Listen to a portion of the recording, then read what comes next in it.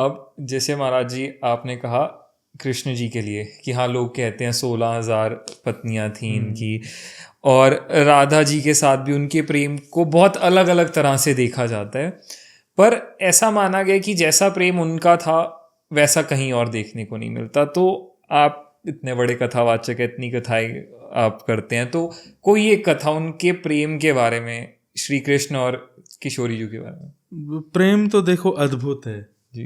प्रेम है ही वहीं पे और कहीं है नहीं। आज के समाज में जो हम कर रहे हैं सब आसक्ति है, सब स्वार्थ है, सब प्यार हो सकता है, प्रेम तो नहीं है। और प्रेम दोनों के भीतर का अंतर, स्वार्थ मतलब आप मेरे किसी काम आ रहे हो इसीलिए मुझे आपसे प्रेम है। और वो प्रेम आजकल का प्रेम कैसा है, कुछ दिन अभी मेरे साथ में एक पंडित जी रहते हैं, वो एस्ट्रोलॉजर हैं जी। तो वो एनालाइज कर रहे थे एक चीज़ और मुझे क्या बोले कि महाराज जी आपको पता है सबसे ज़्यादा डिवोर्स कब हुआ? मैंने कहा कब? बोले कोविड में। मैंने क्यों? बोले पति पत्नी एक साथ रह रहे थे घर में, वो दोनों इतने ज़्यादा एक दूसरे को पहचान रहे थे सुबह से शाम तक कि सबसे ज़्यादा डिवोर्स केस मेरे पास कब आए हैं? कोविड टाइम में, क्योंकि लोग बहुत साथ में रह रहे थे। तो इसका मतलब क्या है कि आप इसको प्रेम तो नहीं कहोगे, जहां आप संग रह करके एक दूसरे की स्थिति देख करके अलग होने का विचार कर लेते हो, तो प्रेम नहीं है, स्वार्थ है, प्यार है। वहां जो है ना वो स्वच्छंद प्रेम है। प्रेम का स्वरूप क्या है? तत्सुखे सुखित्व, जिसमें हमारा प्रेमी सुखी उसमें हम प्रसन्न। मथुरा चले गए श्री कृष्ण और परसों की कह के गए मैं परसों आऊंगा, बरसों तक नहीं आए। बरसों बाद उद्धव को भेजा, जाओ ब्रजवासियों की सुध लेके आओ कैसे हो। तो जब उद्धव आए, गोपियों को आकर के, श्री राधा रानी को आकर बोले कि देखिए वो परब्रह्म है।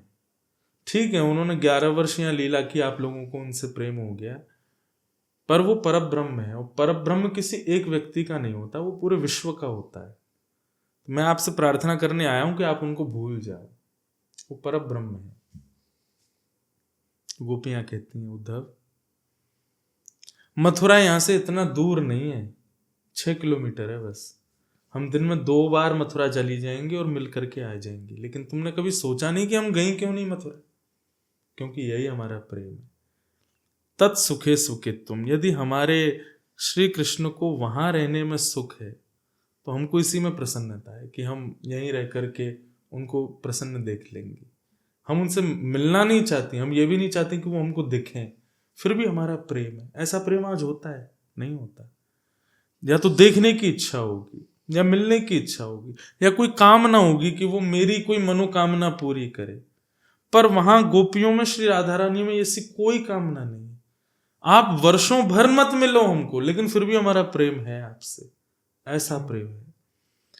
फिर एक कथा आती है कि जब द्वारिका में श्री कृष्ण विराज गए, 16,108 ब्याह हुए, तो ठाकुर जी नित्य सुबह 4 बजे उठ जाते हैं और उठ करके श्री राधा श्री राधा श्री राधा उच्चारण करते हैं। तो रुक्मिणी आदि पत्नियों ने सोचा कि हम आपकी प्रियसी पत्नी हैं, आपके संग रहती हैं, आप फिर भी श्री राधा रानी का इतना स्मरण करते हो, ऐसा क्या है श्री राधा रानी में जी, ऐसा क्या है ब्रज की गोपियों में जो हम में नहीं है? ठाकुर जी बोले प्रैक्टिकली बताएंगे किसी दिन। एक दिन ठाकुर जी को बुखार चढ़ गया बहुत जोर से, तो अश्वनी कुमार, ये वैद्य हैं देवताओं के जी, डॉक्टर हैं, तो अश्वनी कुमार आए, भगवान की नब्ज देखी, भगवान को देखा तो ज्वर चढ़ रहा था, बहुत तेज बुखार, लाल पड़ गए ठाकुर जी के गाल। अश्वनी कुमार को भगवान ने इशारा कर दिया, बता दिया क्या करना है। तो अश्वनी कुमार बोले रुक्मिणी जी, ठाकुर जी को ज्वर चढ़ा है और इस ज्वर की एक ही दवाई है। बोले क्या? बोले निरंतर इनका स्मरण जो करता है, ऐसा कोई भक्त यदि अपनी पैर की धूल दे, वो इनके माथे से लगाई जाए, मुख में डाली जाए, अंग पर लेप लगाया जाए, तो इनका ज्वर ठीक हो जाएगा। रुक्मिणी जी ने नारद जी को बुलाया, बोले नारद जी आप ही 24 घंटा नारायण नारायण करते हो, लाओ अपनी चरण रज दो ठाकुर जी को लगाने। नारद जी बोले मुझे नरक थोड़ी जाना है, भगवान को अपनी चरण रस दूंगा मैं, कितना बड़ा पाप है। अच्छा मुझसे ज्यादा तो आप रहती हो ठाकुर जी के साथ, आप तो उनकी प्रियसी पत्नी हो, आप अपनी चरण रस दे दो। बोले कैसी बात करो, मैं पत्नी हूं, मैं अपनी चरण रस दूंगी? कितने घनघोर नरक में मुझको जाना पड़ेगा। नारद जी बोले क्या करें, यहाँ भगवान रो रहे थे कि मुझे बुखार चढ़ा है, जल्दी ठीक करवाओ। नारद जी सब भक्तों के पास गए, किसी ने भी अपनी चरण रज नहीं दी। तब नारद जी वृंदावन पहुंचे, चरण रज मांगने नहीं, ऐसे दुखी हो कि क्या करूं, द्वारिका जाऊंगा तो भगवान रोते हुए दिखते हैं मुझको। तो वृंदावन आ गए। किशोरी जी और सब गोपियां, राधा रानी सब बैठी थी। नारद जी से कहा, कहो नारद, द्वारिका गए तुम? बोले हाँ, द्वारिका से ही आ रहा हूँ। हमारो लाला कैसा है? जी। बोले मत पूछो, बस बहुत तेज बुखार चढ़ा है उनको। बोले अरे, बुखार का नाम सुनते ही सब गोपियां व्याकुल हो गई, नारद जी को पकड़ लिया। बोले कैसे, अभी तक ठीक नहीं हुए, क्या हुआ? वैद्यों ने क्या बताया? बोले वैद्यों ने ऐसी दवाई बताई है, कोई कहीं मिल ही नहीं रही है वो। बोले क्या है? बोले उनका निरंतर स्मरण करने वाला कोई वैष्णव की चरण की धूल दे, वो ठाकुर जी के मुख में माथे पे लगाई जाए, तब ठीक होंगे।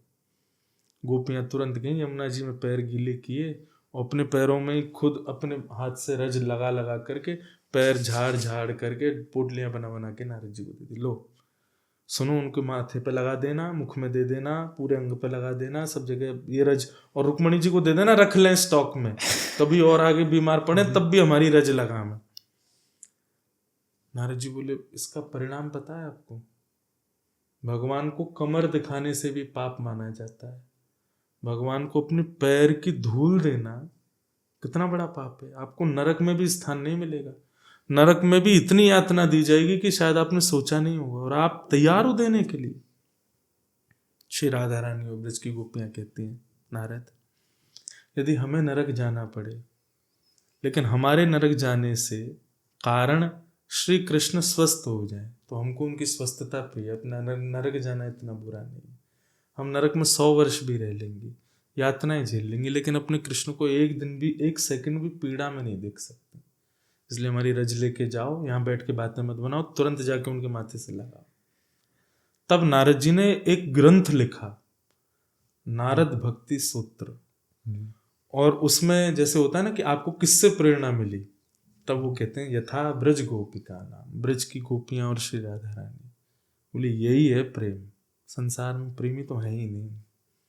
तो ऐसा है प्रेम किशोरी जी का और ठाकुर जी का।